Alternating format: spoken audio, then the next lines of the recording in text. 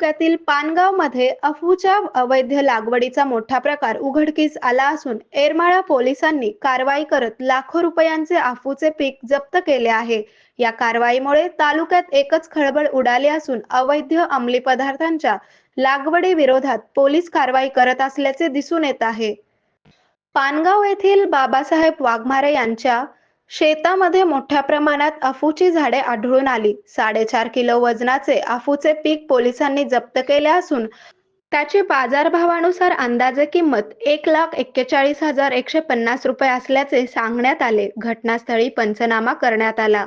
ही कारवाई येरमाळा पोलीस उपविभागीय पोलीस अधिकारी संजय पवार यांच्या मार्गदर्शनाखाली सहाय्यक पोलीस निरीक्षक तात्याराव भालेराव यांनी व यांच्या टीमने केली आहे।